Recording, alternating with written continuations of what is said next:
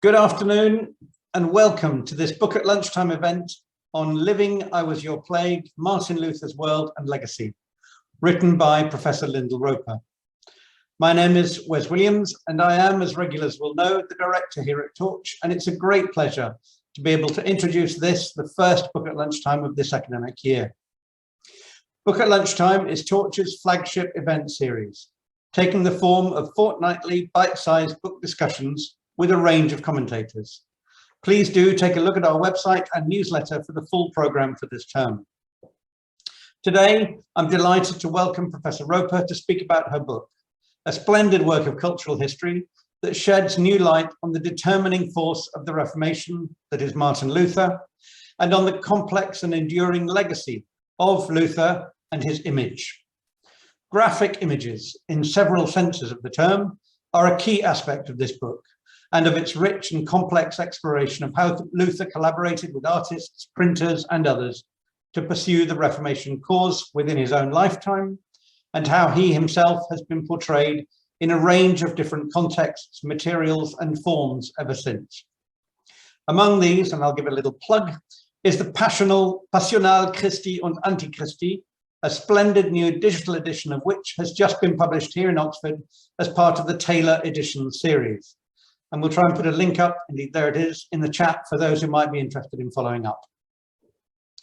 Also on the panel to discuss this book today are Professor Filippo De Vivo and Dr. Katie Murphy, who will be chairing today's session.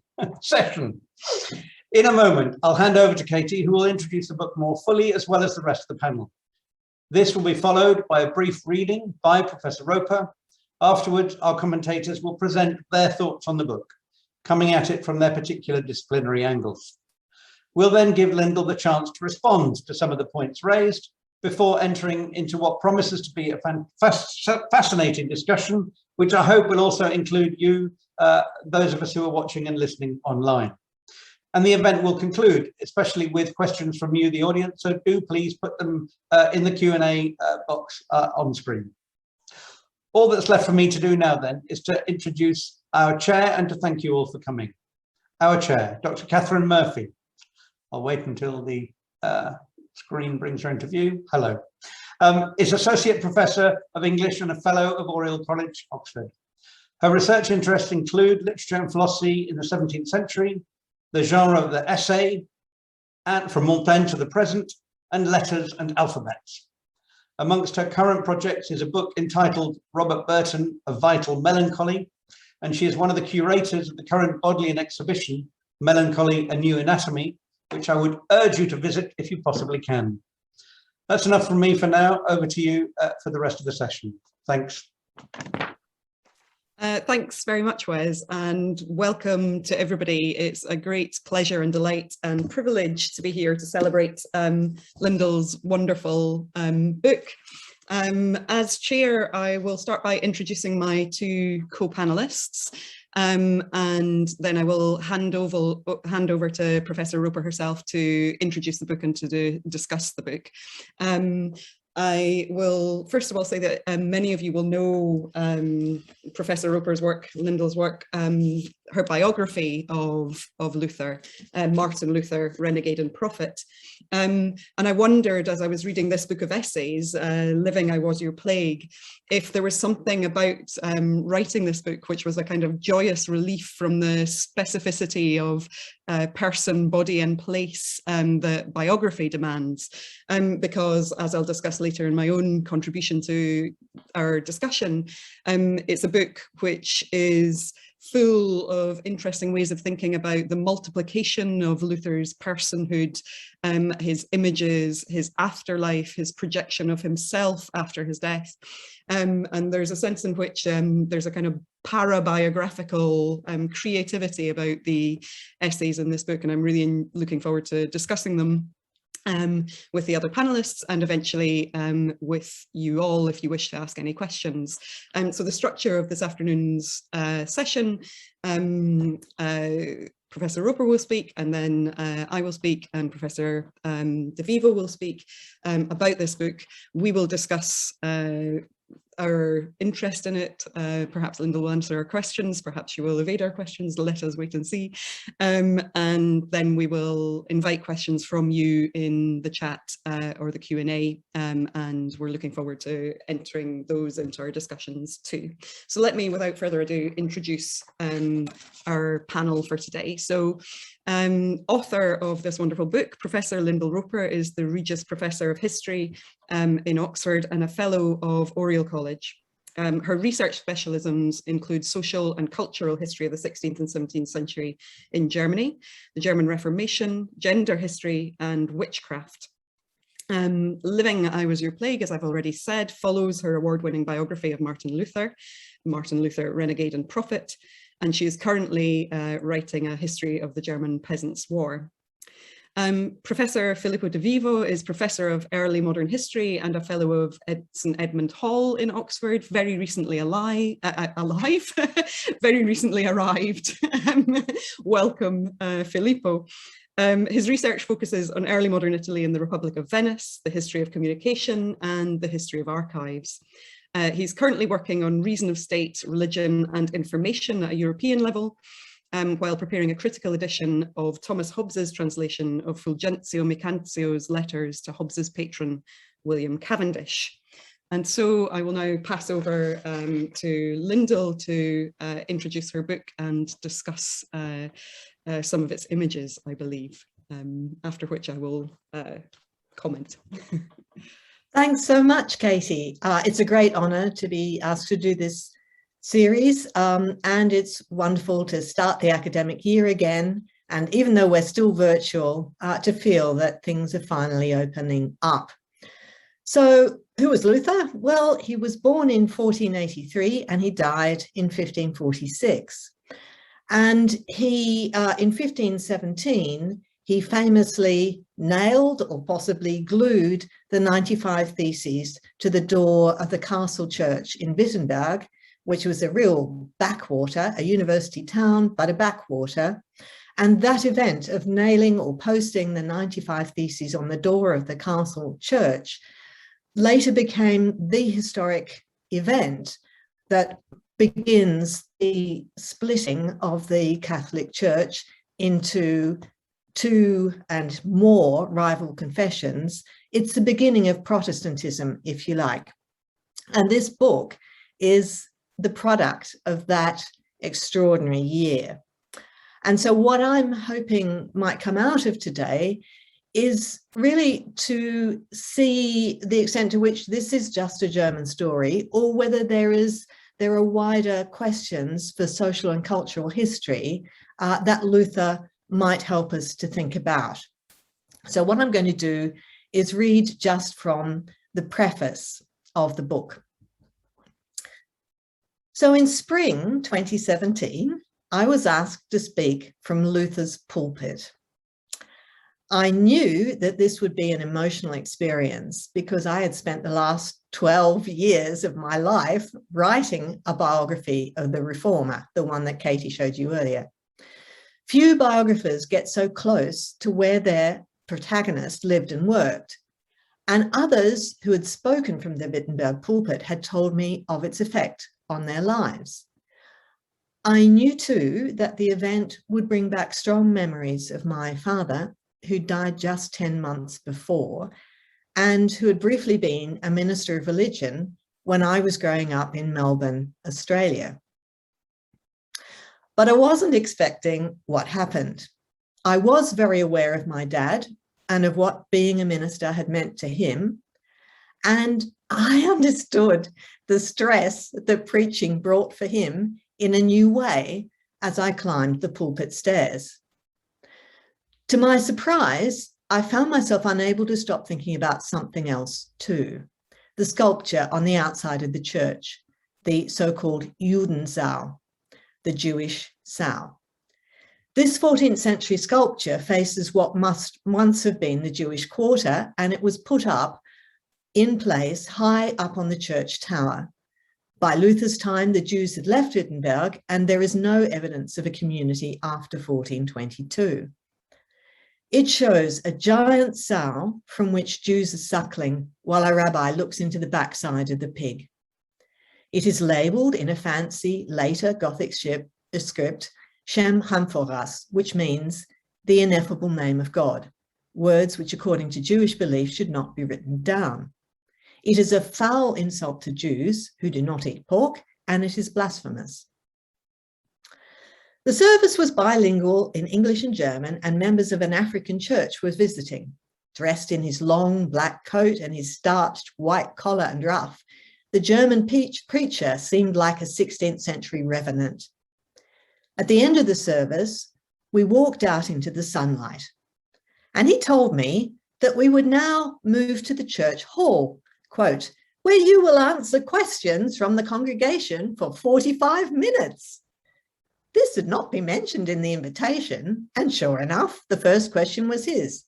Why did you say that Luther was anti-Semitic?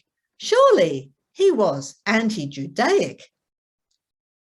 I stumbled out a reply in my inadequate German when another member of the congregation stood up. Of course he is anti-Semitic. We have looked at all the passages, and here he named the key ones. We have spent years analysing them, and we just have to admit it and see what it means. This is part of the history of our church. He gave a highly articulate, deeply knowledgeable speech that was fluent, bold, and inspiring. Who was this man? It was Friedrich Schorlemmer, a famous East German academic and pastor, an opponent of the East German regime, a civil rights and peace activist who was spied on by the Stasi and who has written many major books on Luther's theology. And soon I realized that the woman who'd done the many readings in the church service seemed somehow familiar too. I'd seen her face in the giant photograph in the Cranach Museum from 1989, taken when a group of Wittenberg citizens smashed the lock on the door and finally went in to try and save the building just 2 weeks before the East German regime collapsed. They're all standing in the ruins, wearing hard hats and smiling. The artist Lucas Cranach was the court painter of Frederick the Wise, Luther's ruler, and he lived in Wittenberg and was a close friend of Luther's. The group in the photograph had been trying for years to get the crumbling building preserved. The woman I met in the church is now the director of the Cranachhöfe, a fine restored building and still a citizens' initiative which invites people from all over the world with some or no artistic experience to come and stay and to spend time creating art in the studios. On the Wittenberg town square later in that day, I ate eggs and fried potatoes with her and with the pastor, the comforting dish that always reminds me of the Old East.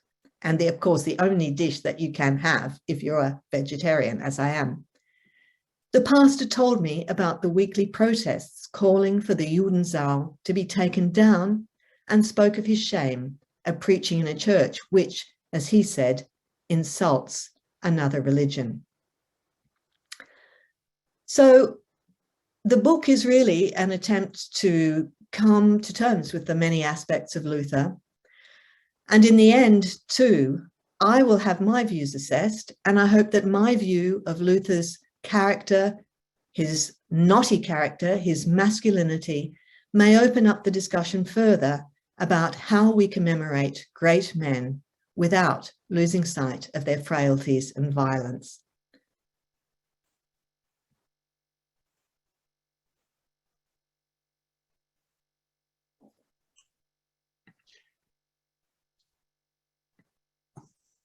Great, thank you so much for that reading, Lyndal, and I will now go on to discuss some of the aspects of the book. One of the things that comes through strongly in the initial stages of the book, where Lyndal is describing the ways in which some of its inspiration in the introduction came from her activities in, I was about to say 1517, but not 1517, 2017, the Lutherjahr, as she kind of went on various lecture tours, is the ubiquity of Luther as a kind of figure in German national consciousness and self-framing.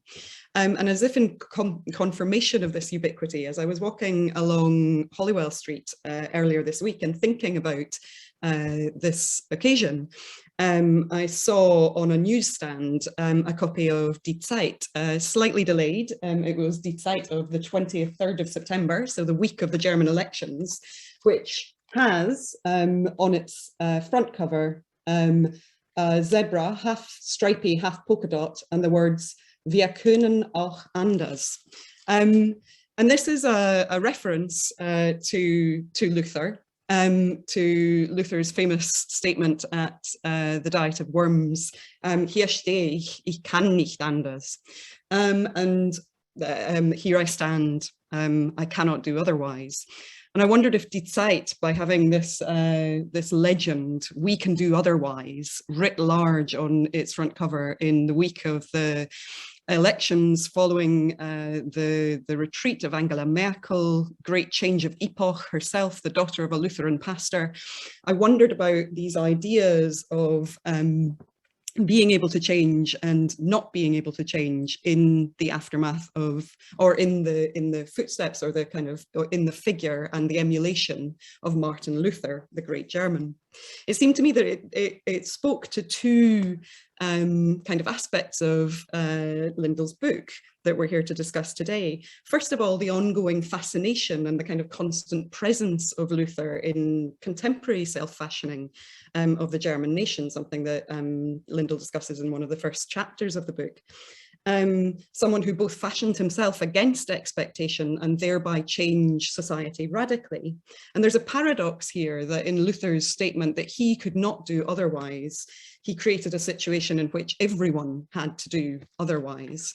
And that kind of sense of the epochal change that Luther represents is one of the kind of larger scale contexts of Lyndal's book. The other thing, though, that struck me about it was the ways in which a polka dot zebra as a kind of quasi-para Martin Luther speaks to the many and various and humorous and less humorous images, strange phantasmagoric images of Luther that emerge from Lyndal's tracing of his figure in his afterlife. The oddity of a Playmobil Luther, of the statues of Luther, of the artistic representations of Luther that she describes in her final chapter. And so for those of you who have not read the book, I will give a brief sense of how the chapters unfold, so that you can see the ways in which the kind of continued afterlife of Luther is represented.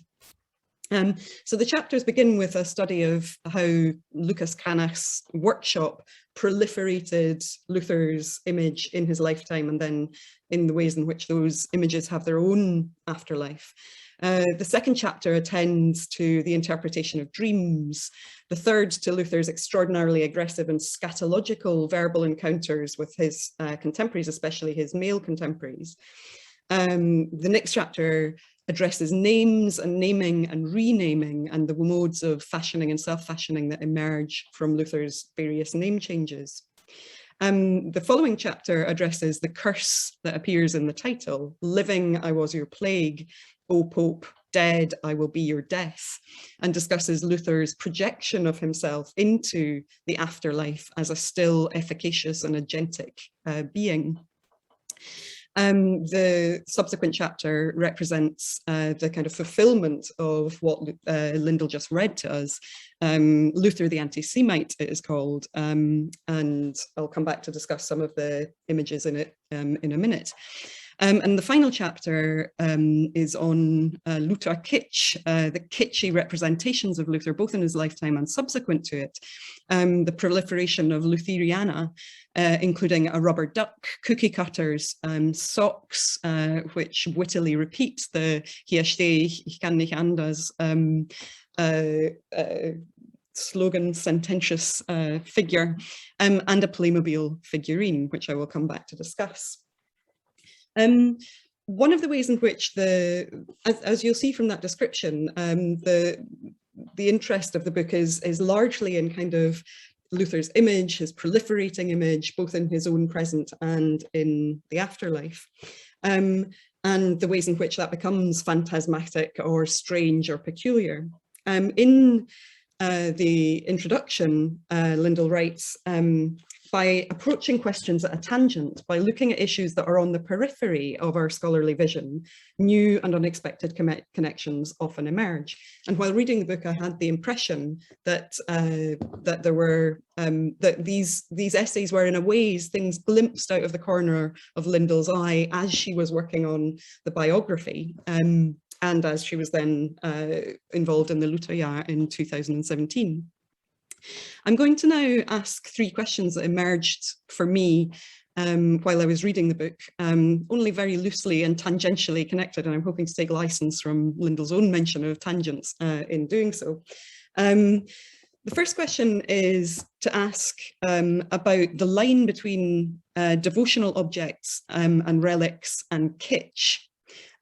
So the book starts with Lucas Cranach, and as Lyndal discusses in her biography of Luther, Cranach, one of Cranach's early activities was illustrating the relics in the Wittenberg castle.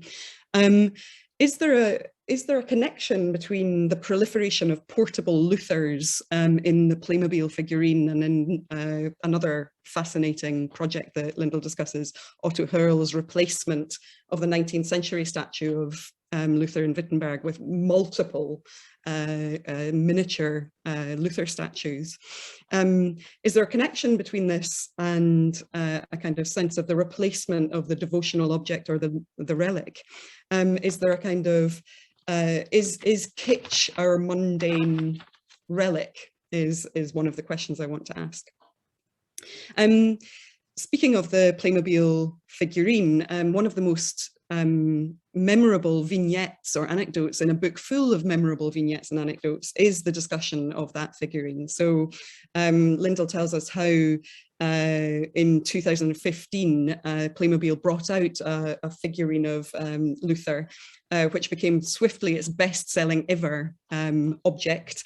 And within a year, it had sold over 1 million examples, but was then accused of anti-Semitism because the figurine is holding a copy of the Bible. On one page it says, on the left-hand page it says Old Testament, end, and on the right hand, New Testament, in a way which suggests the supersessionist ambition of Christian suppression of Jewish scriptural culture, and also the anti-Semitism that Lyndal addresses in the book.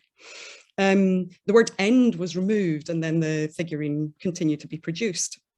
Lyndal's essay on this, on anti-Semitism and on the kind of permutations of this figure, is a bravura essay on how the anti-Semitism of a Playmobil figurine emerged inevitably but unconsciously from Germany's explicit but concealed reckoning with Luther's anti-Semitism. And that brings me to my 2 final questions.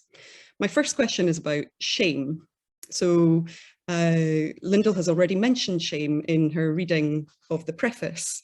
It opened, as we just heard, the book opens in 2017 when Lyndal is speaking from Luther's pulpit and receives an unexpected question about anti-Semitism and the horrible relief on the front of the Wittenberg church, which she mentioned, and which, as I understand, is still there. Carries the words Sham Hamforas. Later in the book, she tells us that Luther plays with, Shem Hamforas. She tells us that Luther plays with the word Shem, name, in Hebrew, making it into Sham, shame. She discusses the pastor's shame of preaching from that pulpit in a building which insults others' faiths. And I wonder, and Lyndal has raised this question already, by opening with that anecdote, how it foregrounds the visible and sometimes ignored and sometimes not ignored shameful residues of the past in public, and the discomfort and shame of writing about Luther or writing about our history. And my second question, which is tangentially related to what I've been saying so far, is about scale and multiplication and about method and Lyndal's way of writing history. She describes the legion of over 1 million Playmobil Luthers, and it makes me think about one of the most striking methodological aspects of the book, which is Lyndal's interest in psychoanalysis. Let me just find it's an interest in psychoanalysis is always a feature of Lyndal's history writing in her earlier work on witchcraft, and as far as I know, and I'll be interested to hear, in her current work on the Peasants' War. On page 143 of the book, Lyndal states that we need to relate Luther's anti-Semitism to his psychology, for an intellectual history that misses the irrational component would not do justice to a figure like Luther.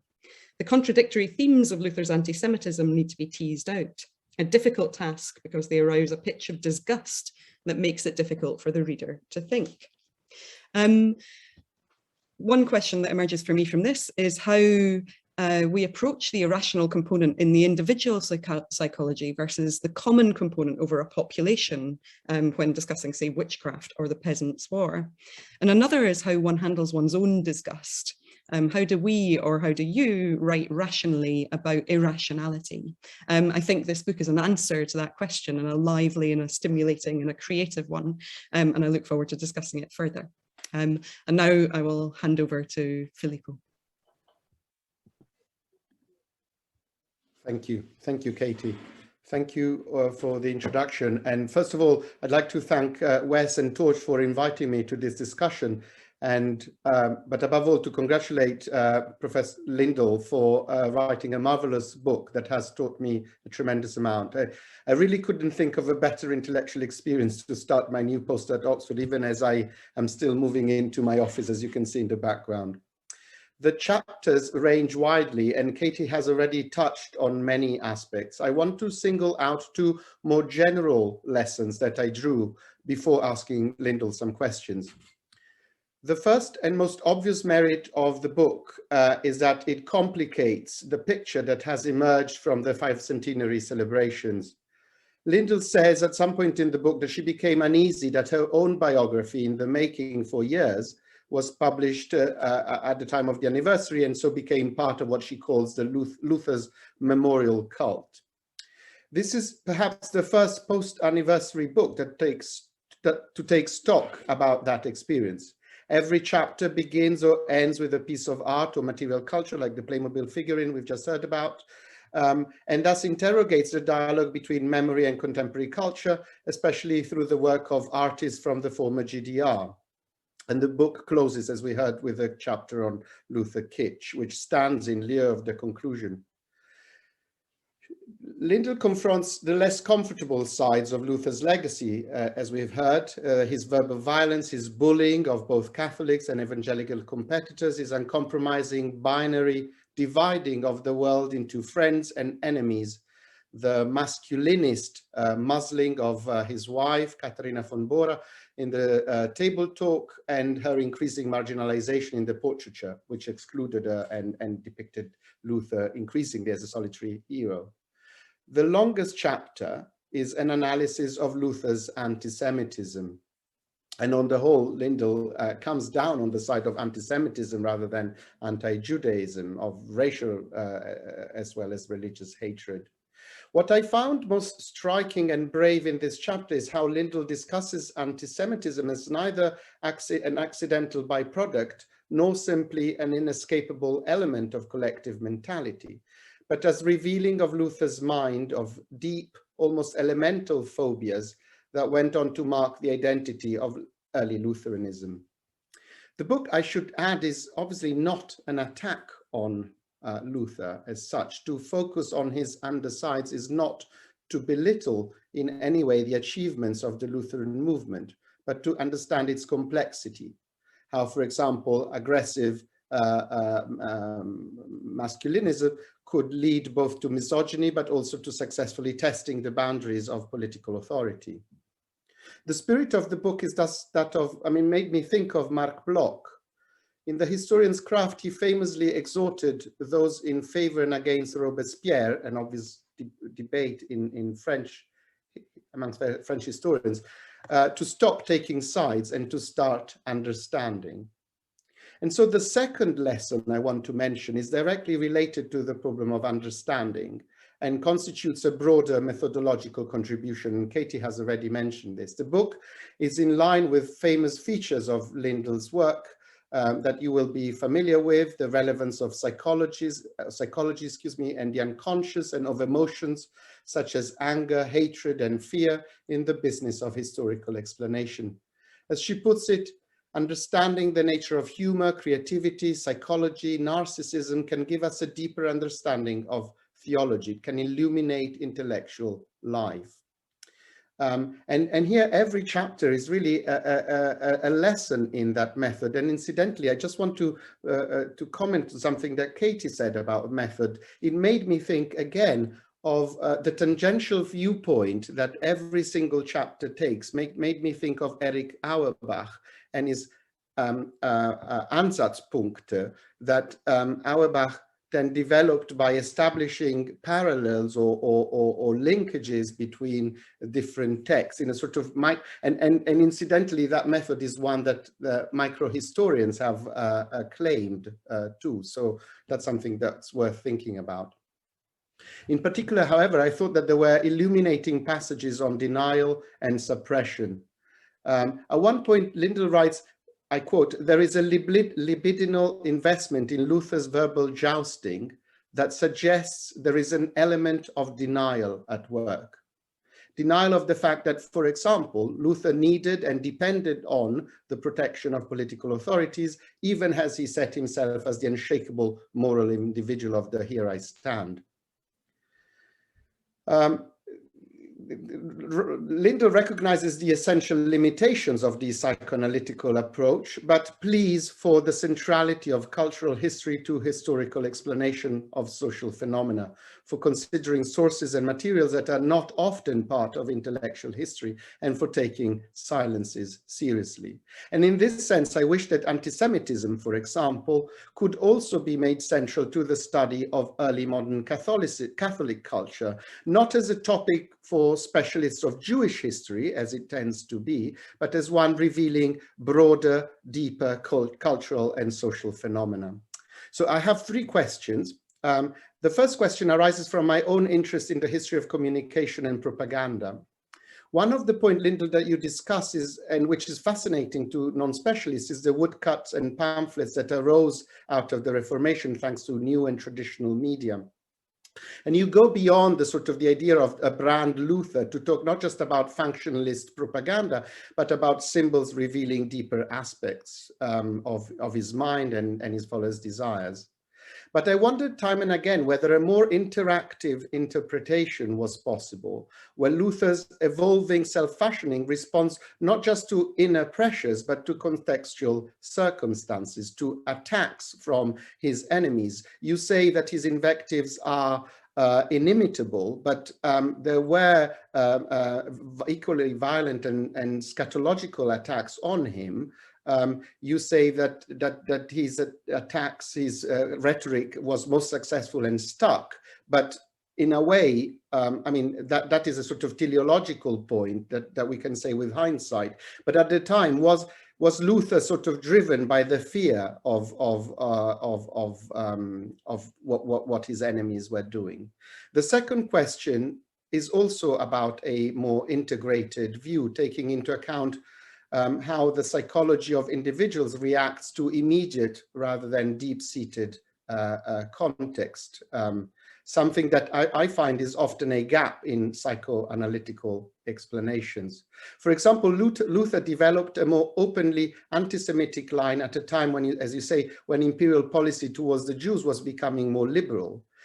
But was he also reacting to other Protestant sects and movement and their positions about Jews? I was really fascinated by, you mentioned the Zurich condemnation of Luther's anti-Semitism. You mention it, but you don't make very much of it. And I wonder whether he was trying to stress this anti-Semitic trait as a way to drum up support in contrast with other sects. I'm running out of time. I had a third question, and I was going to go back to the celebrations, to the anniversary. In the conclusion, you say that it was a failed anniversary because it failed to come up with a unitary view. But perhaps you seem to point this is precisely why it was successful in other ways. And so I was going to ask you if you wanted to say more about the East-West dialogue that developed around the celebrations, but also about the participation and role, if any, of non-Lutheran denominations and of non-Christians in what is obviously now a multi-confessional and multicultural country. Sorry if I took too long.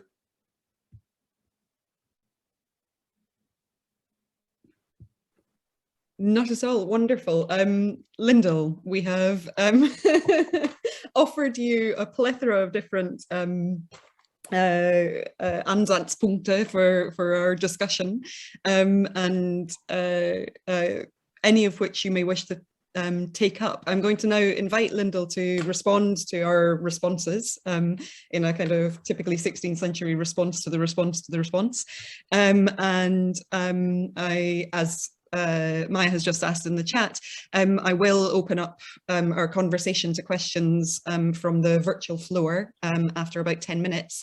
It takes time to type, so if you want to get those questions into the chat box earlier than that, then please feel free to enter them in. So Lyndal. Well, thank you. Those were wonderful questions and really, really interesting responses, which make me rethink some of the things that I wrote. Maybe I'll start with the question, in a sense, you both raise. Psychoanalysis is all very well, talking about individuals, but the risk is that you don't then have enough social and political context, and it's not clear how the method can work to talk about groups. And that is, of course, exactly the problem that I'm dealing with as I'm now working on the German Peasants' War. And that happened in 1525. So it happens in the middle of Luther's kind of most powerful and influential period. And I think that the section on the German Peasants' War in the biography is the worst bit of my biography. So I went back to try and make it better. And the reason why it's difficult is the German Peasants' War is a hugely complicated event, and it involves studying movements of large groups of people in different ways. So I mean physical movement. Where are they actually going? What are they doing? When are they joining up? And how does that work? But of course, movement is also about emotion and about ideas. And so, of course, it raises many of the same issues, because if you can't think about the role of anger, but also of fantasy, that you could have a new political and social order, then you can't understand the Peasants' War. So that is exactly the problem that I'm facing. And no, there isn't an easy answer to that. The problem is always that you run the risk of making groups seem to have a sort of cardboard mentality, which you just sort of put together, and then that explains how people act. And I don't think that really works. And instead, I think it might be more helpful, and this is something that I'm going on to think about relationships between people, because psychoanalysis can be quite helpful in thinking about that, and to think about emotions, because emotions can be shared and collective. They can also gain power from one another, and they're related to different emotions.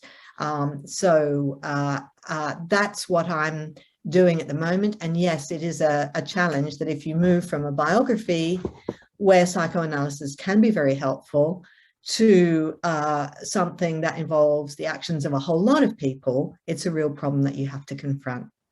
And I'd love to know what you think about that.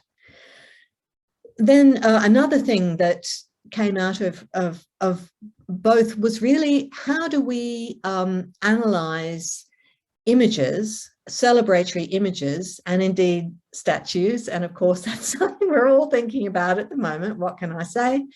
And I suppose you could say that the way to understand them is as relics. And I love the point that Katie made about the way in which Luther ensures his own immortality. It is about in a sense, about salvation because he lives on even in the Playmobil figure today.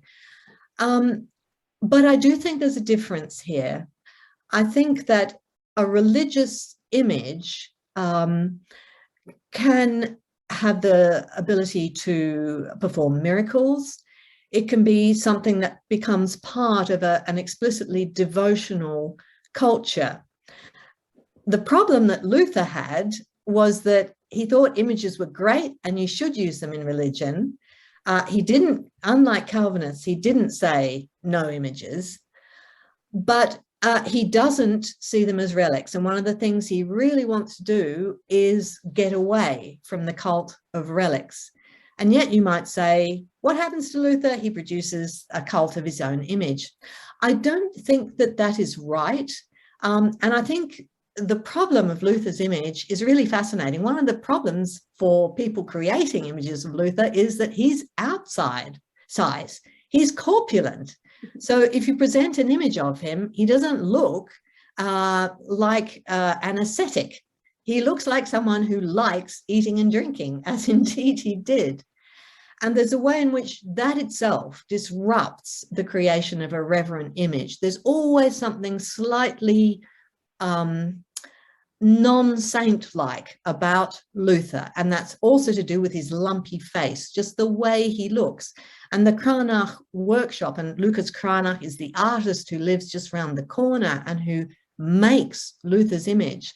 I think he's not, he does do the relics of the castle church, and indeed that was what funded the university, but he is doing something different with Luther. He's creating an image, a look, someone who's immediately recognizable as a character and not as a saint. I think, Filippo, you're absolutely right, and it's something I don't take enough account of, the role of dialogue in all that Luther is doing. He is constantly responding, and certainly in the early years, there are so many attacks. He tries to create deputies who will deal with some of the attackers and write the responses. And then, of course, he thinks, oh, they're not doing it right. So he ends up responding to them as well. And there's a whole way in which attacking and counterattacking is absolutely at the heart of the movement for the whole of that first half of the 16th century. It is constant response, re-engagement. And as you get to the middle of the century, the attacks from the Catholic side are much better. And it's much more difficult to respond to them. But I think it is true that in the early years, Luther is someone who is the kind of intellectual who is responding, but the responses tend to make him more radical. So especially in the early years, he'll get attacked about the 95 Theses and about what he's said about indulgences. So what does he do? He says, all right, I'm going to insist that there be communion in both kinds. I'm going to really ramp it up. So that he radicalizes by over responding to the attacks on him. And I think that's very much part of his intellectual character. But I think that the attacks of others don't really bring him into dialogue. I don't think he's an intellectual who engages in dialogue so much as in counterattack. And I think he's someone whose creativity comes largely from himself and his responses to others, and not so much from dialogue and learning from others. And I think that's partly why his ideas get set in stone really by the mid-1520s and then don't shift very much. And I love too the idea about Shem and shame and the Judenschau on the outside of the church, which yes, still is there today. I have very ambivalent feelings about it. I felt deeply disturbed in a way that I hadn't expected. It was all I could think about when I was standing in that pulpit. And what does one do? Should you remove it? if you did, you'd remove something that is an insult to another religion and that shouldn't be there, and that is a gargoyle. That's why it's on the outside. On the other hand, I think Lutheranism has skated over the extent to which it is anti-Semitic and how profound and deep that is in Luther's theology. It isn't a straightforward standard anti-Semitism. It's a very particular kind, which is about the Lutherans' idea of themselves as the chosen people, who therefore displace the Jews, so that the Jews become, as Luther calls them, a watery race who can't even speak Hebrew properly, he says in one of his disgusting passages. So that what Luther is doing is taking their position and becoming a better Jew himself. And some of the contradictions in his theology, I think, are very much about that. So it's a very interesting kind of anti-Semitism. And Filippo, I think you're right. It would be really interesting to look at other kinds of anti-Semitism in the Counter-Reformation and what kind of a role it's playing there when baptisms of Jews is so much part of Counter-Reformation theatre. I think finally, just about the failed anniversary. Yes, it was a failed anniversary, and thank goodness. It meant that it wasn't possible to celebrate the reunification of Germany, the takeover in some ways of East Germany, because that's the wonderful paradox. For East Germany, the hero of the Reformation was not Luther, it was Luther's great antagonist, Thomas Müntzer, who fought on the side of the peasants in 1525. But all the Luther sites are in the former East Germany, and that's why it became such a marketing opportunity and so very politically freighted. And the fact that that didn't happen without a kind of seamless, unproblematic reincorporation of Luther and all the rest of it, I think is just terrific. And I would agree with Katie's wonderful spotting of that cover of Die Zeit. Yes, it is possible to change. And the departure of Merkel, when it comes, will very much be the end, if you like, of the first stage of coming to terms with a former East German complicated relationship with the Lutheran Church, the fact that she was the daughter of a pastor and knows that from the inside out, and a recognition that Germany contains many faiths. It contains many people who are Islamic. It contains many people who are atheists, and change is possible. That's a wonderful note on which to finish a response. I'm going to invite Wes to rejoin us for questions and wider discussion. Hello. Hi. Thank you. There's a question from Henrika in the question and answer, as well as the various things that Henrika has helpfully put in the chat. And it's a question about the relation of visual, what she calls visual language, so the images to the writing. How influential do you think, Lyndal, the visual language was for Luther's writing? So she says, for example, in the medium of the woodcut, whether it's black and white aesthetics effectively leads to a black and white form of thinking. Is that part of the literary polemics, or is it a visual question as well? I mean, I might open that question out to others as well, but we'll start with Lyndal. Oh, what a wonderful question. I think it might be a good point to actually have a look at some of these images, because they are fantastic. There. You can see that one. That's a late one, and you can see the kind of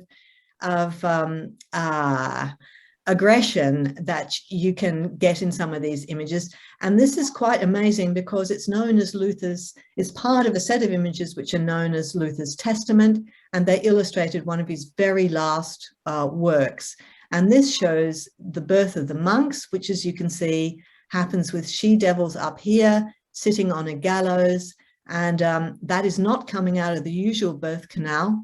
And you can see here the monks who are presented as the product of a diabolic birth, with all their tonsures falling down, with their cassocks revealing their legs. And here is its pair. This is the Pope. That's a sort of daisy chain, but you can see here quite vividly, if you look closely, a vulva. And here, again, the same kind of excretion happening, and these monks being mashed up in that barrel. And here is another monk. And this is the origin of the monks. And this is about the Pope as a woman, a part woman, a monstrous creature. So yes, they are in black and white. Much of the imagery isn't black and white. It's painted by Lucas Cranach, but it also has very much this kind of good, bad, binary thinking. And I think, Enrique, you're absolutely right. The visual and the verbal go together. In this case, some of the images are direct illustrations of the text, and it's clear that they were meant to go together and that Luther set great store by the illustrations. But it also goes right back to the Passionale of Christ and Antichrist from 1521, one of the first and very effective forms of propaganda for the Reformation, which shows on the one side Jesus, and on the other, the Pope, and how he inverts everything and distorts essential practices of Christianity. And that's the thing that Ed Wareham has just provided this new edition of. So do have a look at it. It's a beautiful edition, and these images are just extraordinary, really powerful propaganda. Talking of propaganda, so Filippo, you mentioned propaganda as one of the areas that you work on.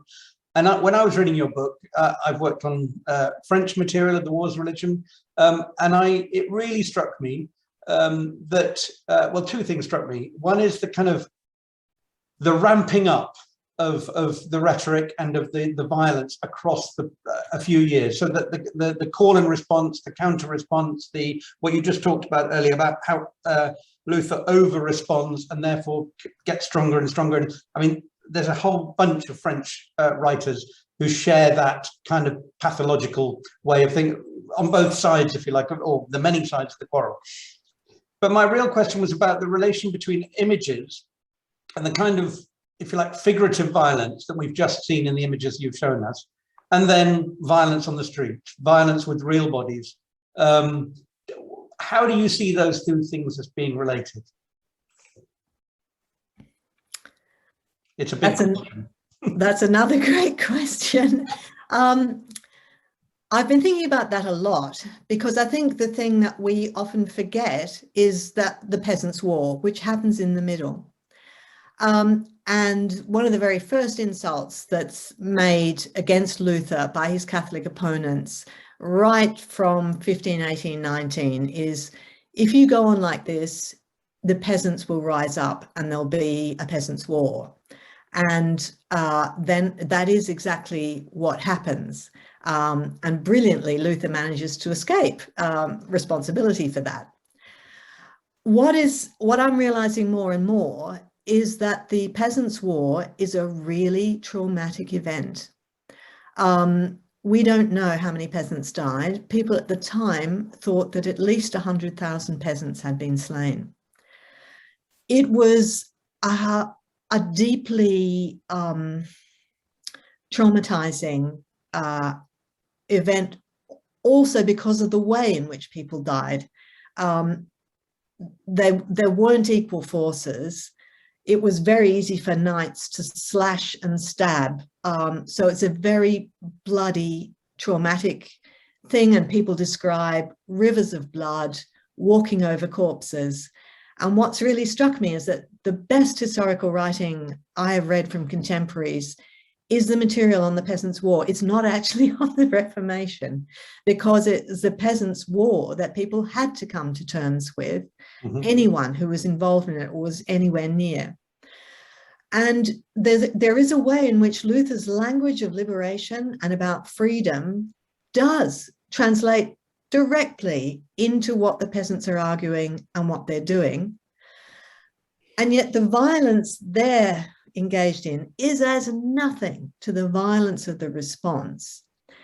And Luther's involvement in calling for that violence is not just accidental. It's said that poor Luther, he published his text calling on the princes to stab, hew and slay the peasants, and if you do, a blessed reward is yours. It said, poor guy, because of the vagaries of communication, he published it and it came out just after the peasants had been defeated. But it isn't just an accident, because Luther's ruler, Frederick the Wise, was on his deathbed, and he had consistently called for negotiation. He'd been opposed to an armed response, and Luther was deliberately trying to shift that position. It is an incitement to violence, and it is about the justification of rulers to rulers and social superiors to slay those who do not who commit Aufruhr, as he calls it, who stir up, who engage in revolt. So that violent response is already there from the early years of the Reformation, and the ability to see the peasants as mad dogs, the language that Münzer had used the other way around, which Luther then takes over, that is there from the outset.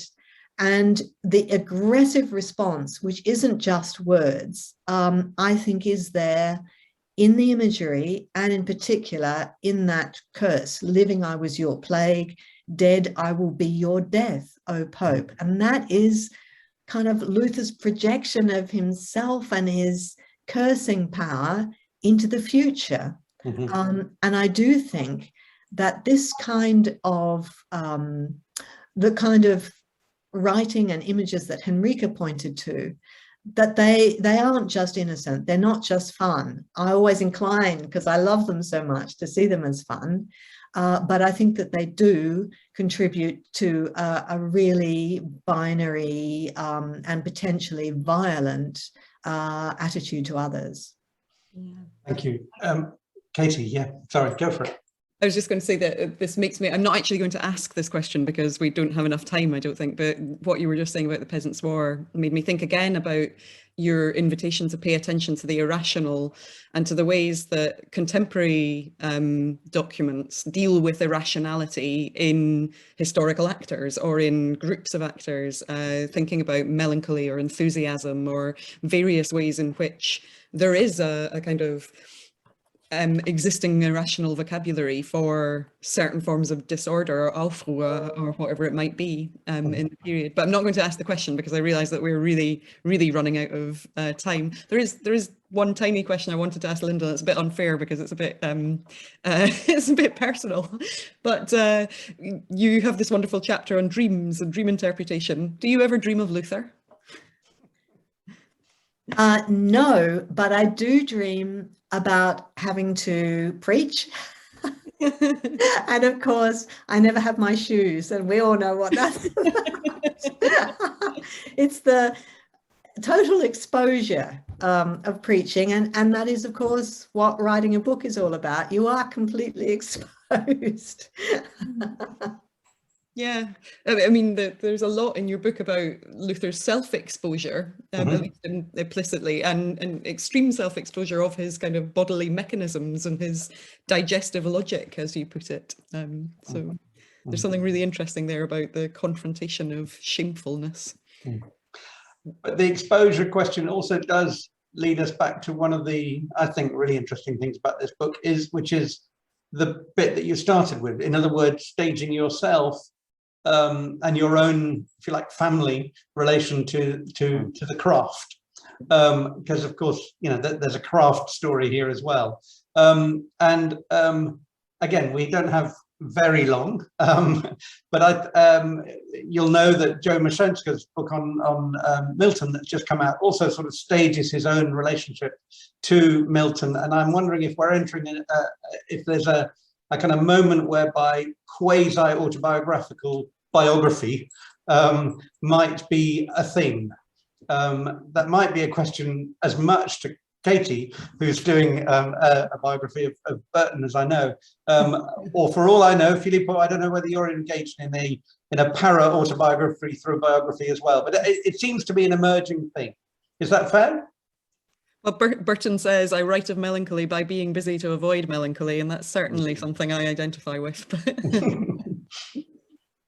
Well, certainly the self-reflectiveness is so crucial to, you know, positioning yourself in ourselves in relation to what we write.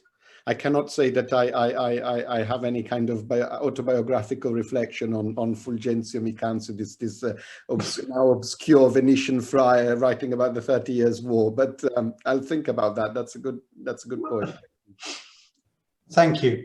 Lyndal, I don't know if you want to have the last word before we close today's session. I just want to thank you all very much for some really interesting comments that will that have made me rethink some of the things that I was doing. Thank you very much indeed. Well, thank you, Lyndal. Thank you, Filippo, and thank you, Katie, for a really interesting discussion. And thank you, Henrica, for all the bits in the questions. And also many thanks to the many other people who are here listening and watching today. I have one more thing to say, which is that if you'd like to join us again in 2 weeks' time on Wednesday, the 27th, again, 1 to 2 p.m. for an online discussion of a new work by the cultural theorist, critic and activist, Professor Dimitris Papanikolaou, entitled Greek Weird Wave, A Cinema of Biopolitics. We'll be discussing this book with Dr. Alexis Varisoliou at Durham University and Dr. Carolina Watroba at All Souls here in Oxford.